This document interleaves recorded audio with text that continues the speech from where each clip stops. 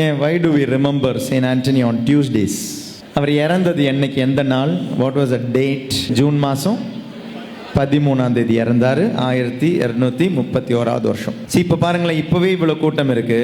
அன்னைக்கு இதை விட பயங்கர கூட்டம் இருந்தது அவர் இறந்த அன்னைக்கு. அவரை பார்க்கறதுக்கு, அவருடைய அந்த உடம்பை தொட்டு ஜெபிக்கிறதுக்கு, அவர் வழியா ஜெபிக்கிறதுக்கு அத்தனை பேர், ஆயிரக்கணக்கான. இன்னைக்கு இருக்கிற மாதிரி வாட்ஸ்அப்பு அது மாதிரி ஒரு சோஷியல் மீடியா எதுவுமே இல்லாத காலத்தில் கூட அந்த மனுஷனை பார்க்க அவ்வளோ பேர் வந்தாங்களாம்.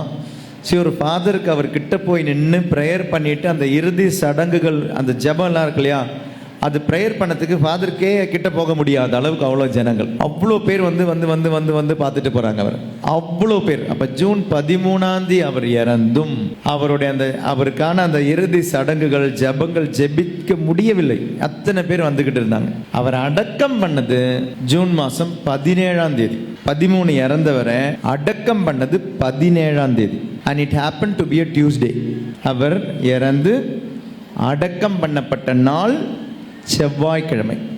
அதனால தான் இன்றும் புனித அந்தோணியாருடைய நாள் என்பது அவரை புதைத்த நாள், புதைக்கப்பட்ட நாளை தான் இன்று திருச்சபையில் நம்ம ஒரு வணக்க நாளாக வச்சிருக்கிறோம்.